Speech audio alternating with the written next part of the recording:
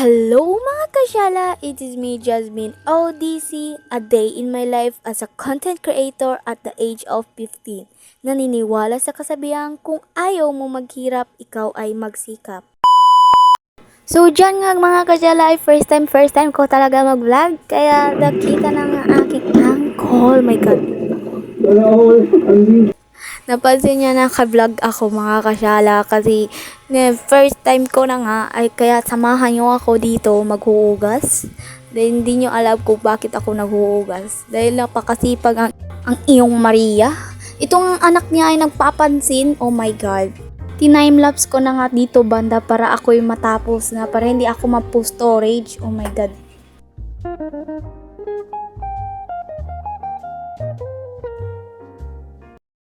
Habang naghuhugas nga ako dito mga kasyala, sila nga doon ay nagre-ready na sa mga pagkain para dadalhin.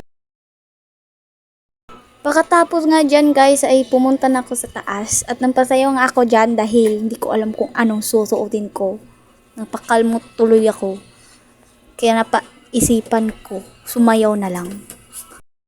Dito nga banda mga kasyala, nagsabi nga ang pinsan ko na mag-twinin lang daw kami yung block. Kaya napaganyan yung mukha ko mga kasyala. Oh my god. Yan nga ang sabi ko na damit mga kasyala at nag-transition na nga ako. Aba malamang mga kasyala. Yung mga ipakita ko sa inyo yung body girls ko. Oh, gulat kayo no. Kala nyo mahulog. Pero sinalo niyan ni Maria. Diyan ko na nga napansin na open pala yung cabinet namin mga kasyala. Oh my god. And nagkuha nga ako ng sinturon dyan mga kasyala kasi napakaluwag ng aking pants. Pero mamaya ibibihis ko na naman yan. Oh my god. Tingnan nyo naman yung mukha niyan ni Maria mga kasyala. Oh my god, napaka-haggard. Yan, nagpapaganda na lang. Oh my god, OA mote. Pagpasensya nyo na lang ako dyan mga kasyala kasi napakatagal ko talaga magsuot ng sinturon. Kaya kinat ko na lang yung iba. Sinunod ko na nga ang paggamit ng concealer mga kasyala para hindi naman ako mukhang haggard, diba? Nag-concealer nga lang muna ako dyan, simple makeup. Nainis nga kaya ako dito mga kasyala kasi hindi nakikita yung kagandahan ko. Uy, si OA. Sinunod ko na nga yung paggamit ng mascara mga kasyala at napasayaw nga ako dyan dahil nagandahan ako sa aking mata. Glitters na nga ako dyan mga kasyala para makita naman yung sidlak-sidlak ng aking pagmumuka. Charis, OA. Nagsuklay na nga muna ako dyan mga kasyala para maganda din tignan yung buko. Malamang yung pagmumuka ko lang. Inayos ko nga yung bangs ko nga dyan mga kasyala. Napakahaba na ng bangs ko. Ganyan nga lang yung hairstyle ko naisip mga kasyala para mabagay sa ribbon. Yan. Dyan nga banda hindi ako komportable kaya napamodel-model na lang muna ako. Pero tinangga ko nga yan ulit mga kasyala kasi hindi nga talaga ako komportable. Tignan nyo naman yung pagmumukha niyan oh. Kaya yan yung ginawa ko. Diyan nga mga kasyala ay bumaba na ako. Aba syempre naman, bababa siya si Maria. Pagbaba ko nga mga kasyala ay ready na tong dalawang batang to. Napaka-excited, wala pa nga numabot sa swimming pool. Magsa-sunscreen nga muna ako dito mga kasyala at yan nga ang pinted ko si Ate Shelin. Siya nga ang napakaganda dito na pinis. Ay, si OA. Sunscreen nga muna ako dyan mga kasyala. Aba malamang sa sunscreen talaga si Maria nyo. Malamang hindi, masusunog naman ako. Nag-jacket nga ako dyan mga kasyala ng color blue. Ay, este polo pala. Kasi para mag same daw kaming tatlo. Yan kasi requesting ng aking mother, mami. Nag-sunscreen nga din ako sa aking mukha mga kasyala para hindi din masunog yung mukha ko, di ba? Sumulpot nga yan, baby ko. Ay, charis, Itong tatlong magpinsan ko nga dyan mga kasyala ay nagsiselfon pa. Pero ready na to dito sa labas. Ito ngang bata to super ready na nga. Nagdadala ng bola pa. Ay, yung isa nga nasa pintuan na to. Ay, super ready na.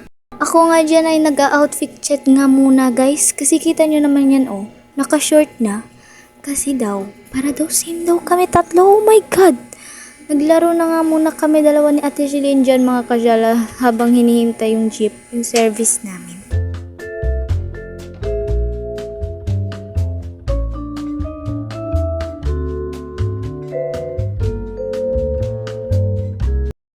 Lumabas na nga kami dyan mga kasyala para sa labas na lang maghintay. Yung bata nga yan ay nag-uuna na dahil sa super excited. Ay nako, tong batang to, si OA. Nasa labas na nga ang lahat mga kasyala pero wala pa rin yung service namin. Oh my God. Hanggang ngayon, hindi pa rin namin nakikita yung service. Charis. Time check mga kasyala. It's 9:14 na nga yan dyan banda mga kasyala. Nagutom na po ako. Mabuti na lang sinubo ako ng Paji Bar ni Ate Shilin. Kawawa naman tong bata to, hindi binigay ni Ate Shilin. Nag-hi na lang siya. Mabuti na lang mga kasyala, dumating na nga ang aming service. Itong batang to, naiingayan siya sa ingay ng jeep. First time niya kasi sumakay ulit ng jeep mga kasyala, pabayaan nyo na lang siya. Binidyo ko lang sila dalawa dahil napakakulit yung isa doon Diba? Super layo nga ng aming biyahe mga kasyala at hanggang ngayon hindi pa rin kami umaabot sa aming pupuntahan. Oh my God, napakagutom na ang yung Maria. At mabuti na lang mga kasyala, merong dalang Paji Bar si Ate Shilin, kaya kumain na lang nga ako ng Paji Bar. Kasi yan lang naman kasi yung paborito ko, Paji Bar. Nadaanan na nga namin yung mga bukid dito mga kasyala pero hindi pa rin kami umaabot. Hindi ko lang na-record yung iba mga kasyala kasi baka ako storage. Oh my God. May nadaanan nga kami ditong pulis mga kasyala. Thank you Lord dahil dumating na nga kami dito sa aming pupuntahan. Nandito lang po kami sa Copacabana Beach Resort mga kasyala. Like nyo lang po ang kanilang page mga kasyala para updated kayo sa mga ganap dito. Nandito pa nga kami sa labas mga kasyala. Aba malamang magbabayad pa tayo. Hindi tayo papasok agad. Nagpasok na nga kami lahat mga kasyala. Ayan, pasok na nga kami dito sa Copacabana Resort. Napakaganda dito mga kasyala. Meron nga din dito beach mga kasyala. Beach and swimming pool lang nga meron dito. Super perfect. Ay si OA. Sinabit na nga nila dito ang tarpaulin mga kasyala para kitang-kita kung sinong be-birthday dito. Hinanda na nga dito mga foods mga kasyala. At sila nga ang magbe-birthday dito sa Copacabana Beach Resort mga kasyala. Ang pinsan kong dalawa at ate ko and yung brother ko. Yeah, sila nga ang magbe-birthday dito. Yan nga mga kasyala, papunta nga kami ng CR dyan kasi ihing ng ihi na talaga ako. Mabuti na lang, hindi ko binidyo. Bumalik na nga kami ulit mga kasyala kasi tinatawag na kami dahil kakain na daw. Pagdating nga namin mga kasyala ay nagpipicture nga muna daw. Ay, si OA. Ew. Pagkatapos nga magpicture mga kasyala, aba malamang, dapat tayo mag-rate. Dapat tayo kakanta, diba?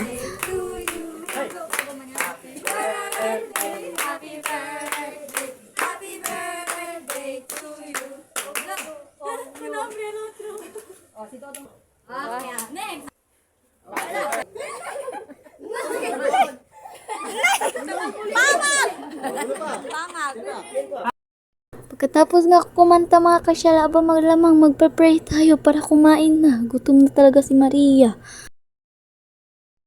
Pagkatapos ng pray, dapat kainan na. Kumakain na nga kami dyan mga kasyala dahil gutom na nga kami dyan.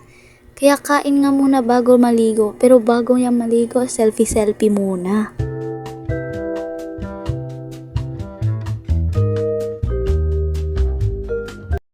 Umulan nga dito mga kasyalay dyan, kitang-kita nyo ng bakalakas ng alon. At ito nga ang swimming pool mga kasyala, bali dalawa yung swimming pool dito mga kasyala pero yung isa walang tubig. Kitang-kita nyo naman mga kasyala may bahay-bahay, pwede kasi night. Yes, super ganda talaga dito mga kasyala. Nagmukbang na lang nga kami dito mga kasyala dahil ulan nga. Kaya nakapag-anglit yun, bahala ka na dyan baboy ka. Dito ko na nga i-end ang aking vlog mga kasyala. Thank you for watching. Bye-bye!